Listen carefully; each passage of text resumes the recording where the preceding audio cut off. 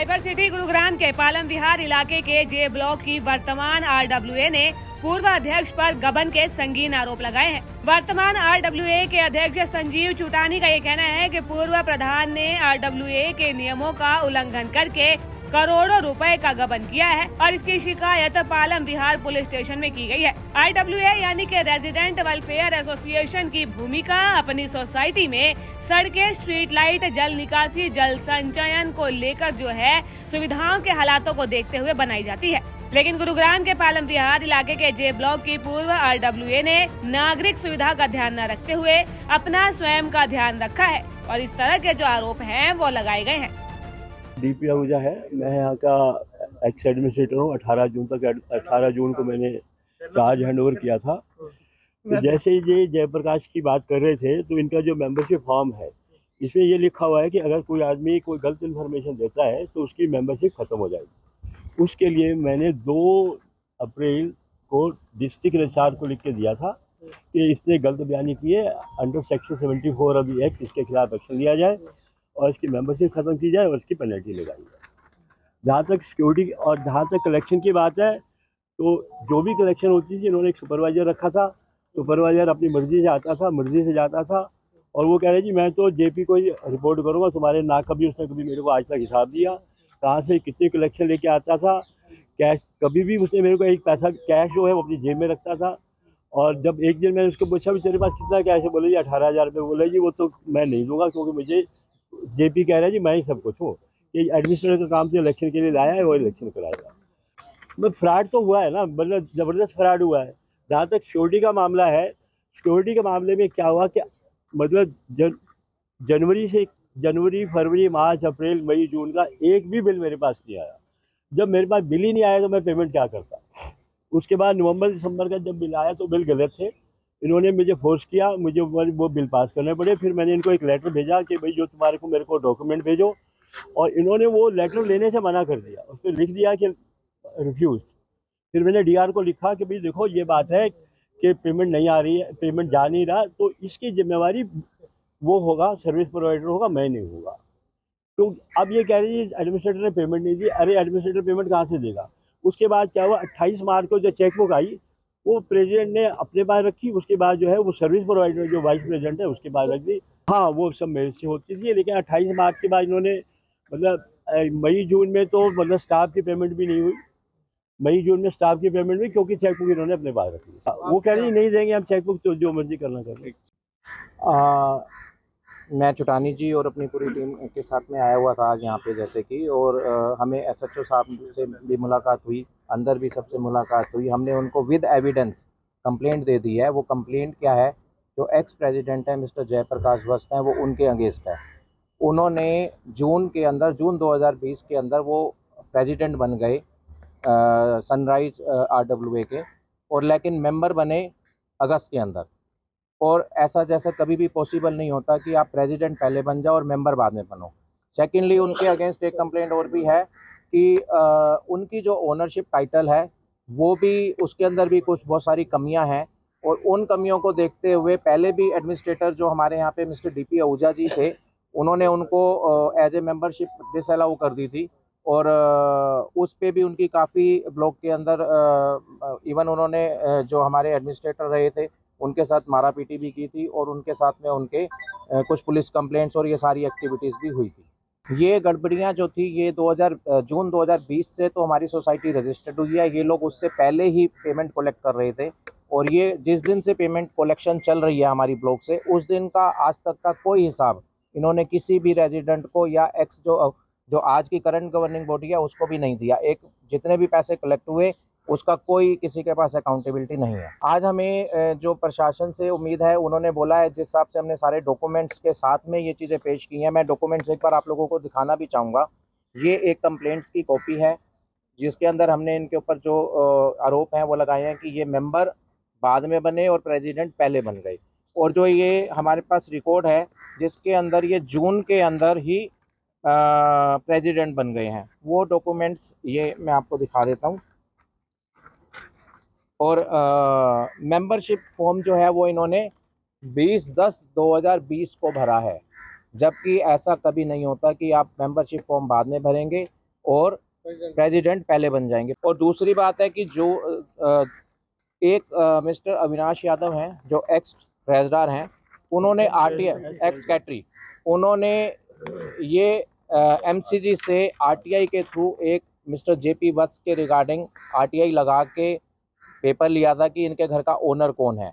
इसके अंदर जो इनके ये घर भी अभी इनके नाम नहीं है, ये इनके फादर के नाम है। और उसके लिए हमारे जो हमने आज अपने जो हमारे एक्स एडमिनिस्ट्रेटर हैं आहूजा साहब, उनको भी बुलाया हुआ है और उन्होंने ही इन पेपरों की जांच की थी और उन्हीं की रिस्पॉन्सिबिलिटी होती है ओनरशिप चेक करके मेंबर बना को आगे अप्रूवल देना, इलेक्शन में उसको वो करना। तो इस बारे में मैं चाहूँगा कि आप शायद उनसे भी यस, ये आरटीआई ये जो कानून है वो यही है कि जो फर्स्ट ओनर होगा वही उसी को राइट है इलेक्शन लड़ने का, फर्स्ट ओनर को राइट है। और जो बाकी सेकंड थर्ड ओनर होते हैं वो वोट कर सकते हैं, वो इलेक्शन नहीं लड़ सकते। देखिए जी, आरडब्ल्यूए ब्लॉक की भलाई, ब्लॉक की मेंटेनेंस, साफ़ सफाई, सिक्योरिटी और भी जो एक्टिविटीज़ हैं, जैसे कल्चरल एक्टिविटीज़ करनी, कोई दिन त्यौहार आया तो उस पर गैदरिंग करनी, पब्लिक गैदरिंग करनी, एक आप ब्लॉक में मतलब एक तरह से ब्लॉक को परिवार बना के उसको चलाने का काम होता है आरडब्ल्यूए का। और यहाँ तो ऐसा कुछ हो ही नहीं रहा था, सिर्फ पैसे इकट्ठे किए जा रहे थे, अपनी जेबें भरी जा रही थी और लोगों को बेवकूफ़ बनाया जा रहा था। हमें तो जांच में ये भी पता लगा है कि लोगों से चेक से पेमेंटें ले रखी हैं उन्होंने और उनके मेंबरशिप में नाम ही नहीं दे रखा। ऐसे भी 2-3 केस हमारी नज़र में आए और ये 4 साल से उनसे पैसे इकट्ठे कर रहे हैं और उनको उसमें डाल ही नहीं रखा लिस्ट में कि उनका नाम ही नहीं। तो ये तो सरासर हेरा फेरी और गबन वाला मामला बनता है। तो उसके खिलाफ ही हम आए यहाँ पे सब इकट्ठे होकर कंप्लेंट देने, और वो पुलिस ने हमें पूरा सहयोग किया और आश्वासन दिया कि जो है इसके जो भी एक्ट लगता है उसके अंतर्गत उचित कार्रवाई होगी और उस पर काम किया जाए। देखो जी, वहाँ कलेक्शन के 2-3 स्केल हैं, 600 रुपये, 800 रुपये और 1000 रुपये। 600 रुपये फ्लोर वालों का है, 800 रुपये 270 गज की 280 गज की कोठी वालों का, और उससे बड़ी जो कोठी है 500 गज या 1000 गज, उनका 1000 रुपये है। तो टोटल जो रेजिडेंट हैं करीबन जो इस वक्त रह रहे हैं 225 के लगभग हैं, 5-10 ऊपर नीचे हो सकते हैं। ऑलमोस्ट इतनी ही कलेक्शन आ रही है सबसे, लेकिन ये दिखाई नहीं रहे थे, ना पूरा कोई हिसाब दिया, ना जब हिसाब मांगो आज देंगे कल देंगे। 4 सालों में इन्होंने सिर्फ एक बार इनकम टैक्स की रिटर्न भरी है, उसके बाद इन्होंने रिटर्न ही नहीं भरी। तो वो भी एक तरह से सरकार के साथ भी धोखाधड़ी कर रहे हैं, लोगों के साथ तो कर ही रहे थे, इस सरकार के साथ भी धोखाधड़ी है। देखिए जी, हम यहाँ जे ब्लॉक पालम विहार की तरफ से आए हैं। मेरा नाम संजीव चुटानी है, यहाँ आरडब्ल्यूए को रिप्रेजेंट करता हूँ, मैं प्रेसिडेंट हूँ वहाँ का जे ब्लॉक का। हम आए थे, हम परेशान होके आए, थाने में कोई खुशी से नहीं आता, हम परेशान होके आए। हमें 16 जून को चार्ज मिला था, 18 जून को चार्ज मिला था 2023 का। हमारे को कोई डॉक्यूमेंट्स इन्होंने प्रोवाइड नहीं किए, पुरानी आरडब्ल्यूए ने, एक्स आरडब्ल्यूए ने।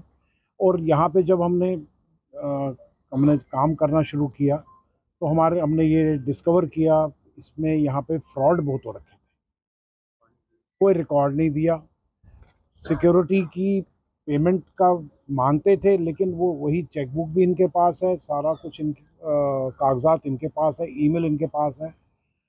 जबकि डायरेक्टर डीआर ऑफिस वालों ने इनको डायरेक्शंस दे रखी थी। 8 सितंबर को इन्होंने कहा था कि 3 दिन में हमारे को सारे डॉक्यूमेंट्स हमारे को मुहैया कराए जाएं। ये इसका प्रूफ है।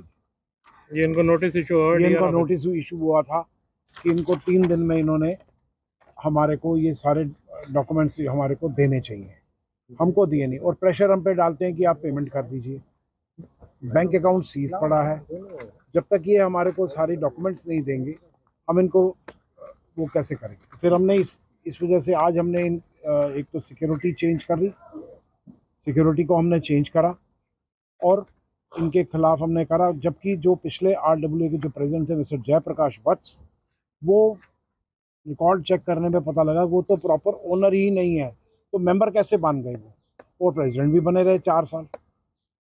तो ये इस वजह से हम यहाँ पे पुलिस स्टेशन में आके हमने इनसे मदद मांगी कि हमारे को स्मूथली काम करने दिया जाए।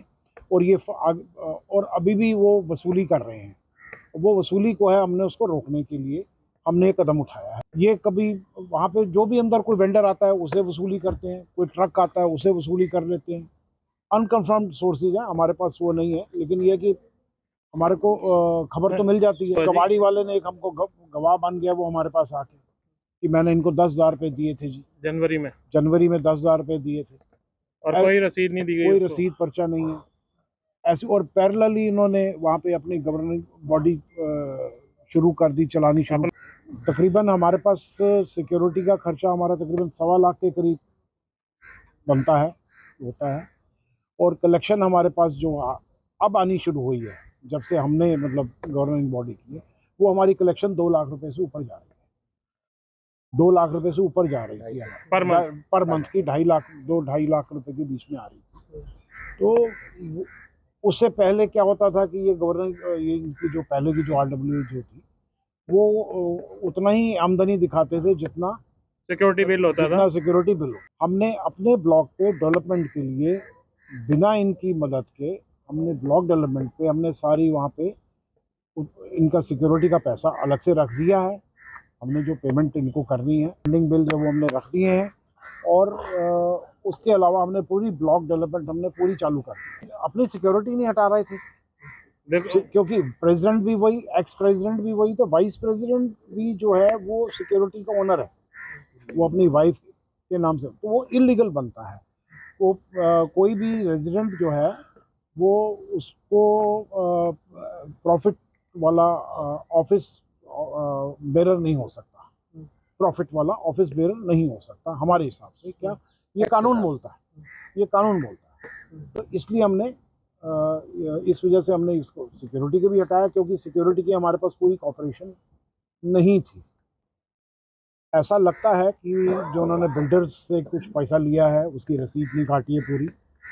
मेरे हिसाब से तकरीबन हो सकता है 50 लाख से लेकर 1 करोड़ रुपए तक का भी गबन हो सकता है। इनको अपना पुलिस स्टेशन में हमने सारी इनको कंप्लेंट इनकी फाइल कर दी। दैनिक सवेरा के लिए गुरुग्राम से अनुज पांचाल की रिपोर्ट।